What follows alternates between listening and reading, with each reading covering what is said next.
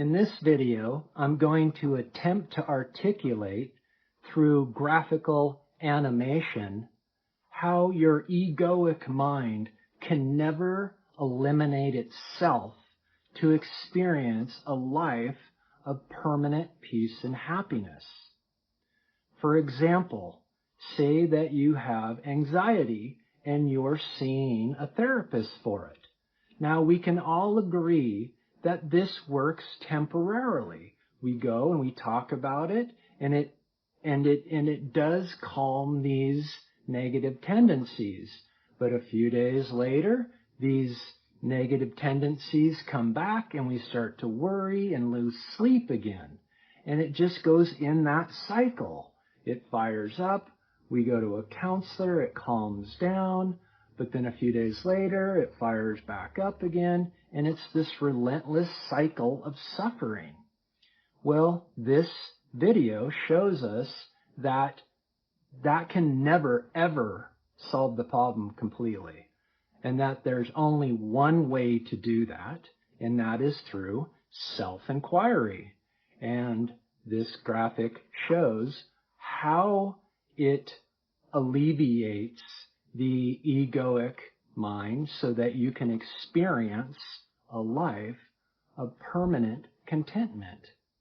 If you are somebody who learns through graphical analysis, like this video that you're about to watch, I have an entire playlist dedicated to these types of videos. Some of these videos are a step-by-step guide to end suffering, a step-by-step guide to self-realization through self-enquiry. I have an overview of what self-realization is, and there are several others on there as well. I will link this below in the notes. Take care. We are going to start from the perspective of ego and work our way out into the egoic mind to analyze the mechanics of the mind to show you how the mind, or the ego, can never get out of itself. It just puts itself into an infinite loop that it can never get out of. So we're going to start down here with self. And this is the universal mind of awareness. So in this presentation, we're going to talk about two minds. We're going to talk about the egoic mind, and we're going to talk about the universal mind.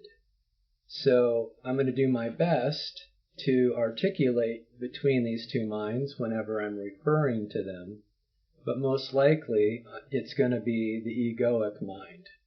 So if I say mind, it's the ego mind. So down here, this is this infinite ocean of existence, being, consciousness, and bliss. This is who we are at our core, at our origin. And these words correlate to the three Sanskrit words of Sat, Chit, Ananda, being, consciousness, bliss. And bliss can be described as the qualities that come out of knowing yourself. So when awareness becomes aware of its own existence, so when Sat becomes aware of Chit, what comes out of that is bliss. And that can be experienced as silence, stillness, peace, and happiness. And again, these are just words. These words don't quite get there. It's better than this. But these are the words that we use. And out of self, everything arises out of, especially the ego. And the ego is an effort. So self is complete stillness and silence. There's absolutely no movement to it. And therefore, any movement that we're aware of, any movement. It could be a thought, it could be an emotion, it can be one of our five senses, it can be anything is considered ego. And here I have it as an effort. So ego is movement and self is stillness. So again, the effort is any movement away from self. Now we can put all sorts of words on the word effort. It could be motion or movement or tendencies or inclinations or urges, anything that gets us to move away from the stillness of ourself. And at the root of ego, or the mind, or the I, is the root of I. So this is what I'm saying is the ego is rooted in self, which is a good thing because that means that it has always a tether back home to itself. But until this root is removed, the ego cannot be dissolved. And so this effort, these efforts are movements to rid ourself of our egoic self. Okay, so this effort is turning itself back around to attack itself.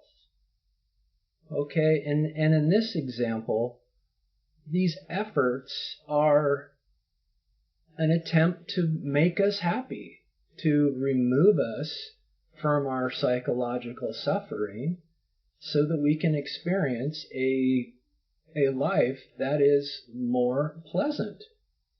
And so what happens when the ego makes an effort to come back around to better itself and to chop itself down in this effort to make itself happier, it can't quite get to the root. The ego's effort to eliminate itself originates from its own effort and therefore can never get before the initial effort. So this is why practices such as daily affirmations or positive thinking, therapy, even meditation, focusing on chanting or mindfulness, because all of these have an original effort to have daily affirmations. First, you have to have an effort that sends that back onto itself. But it can never ever get in front of the initial effort. And therefore, it only temporarily solves the problem. Because we can agree that therapy and daily affirmations and meditation, they do help. They do help to temporarily alleviate our egoic suffering. Yet, and this is the dissolving of it, of our psychological suffering, yet there is always a piece of ego left, of effort left. It never gets at the root of the problem, which is the original initial effort itself. So what happens? Because the root of the problem was not removed, the process starts all over again. This is known as suffering or samsara. Samsara is these cycles of happiness and unhappiness, discontent and content, and all of that cycling through it. And this is why things such as therapy and positive thinking, it works temporarily, but because it doesn't get to the root, this effort starts up again. That's why we always have to go back to our counselors. That's why we have to continue to stay on medication. That's why we have to continue to meditate, because it never ever gets to the root of the problem. And again, it just starts over again. It's a cycle that we're all aware of.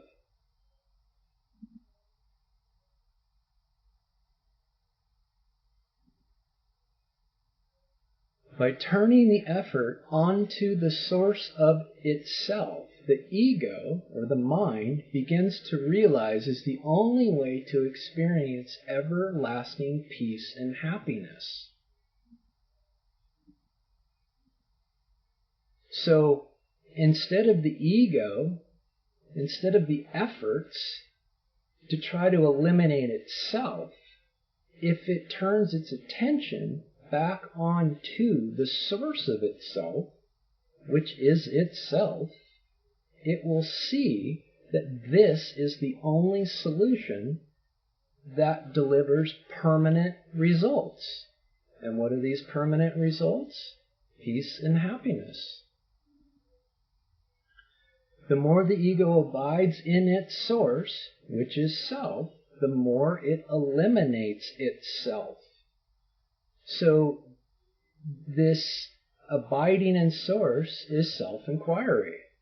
This is why, especially on this channel, that we continuously bring to the forefront how important self-enquiry is, because self-enquiry turns this effort, turns your attention back onto the true solution, which is yourself. And it slowly erodes the necrotic, egoic mind. And the more you do it, the more you do self-enquiry, it's these efforts, this ego, this psychological suffering starts to die down. And this is what I call the relentless pursuit of effortlessness. You are, in self-enquiry, relinquishing your egoic efforts by abiding in self. And in this abidance, you experience yourself as effortlessness more and more. And that is one of the qualities, you could say, that comes out of when Sat experiences itself as Chit. That's the bliss. Abiding in self dissolves the root of I.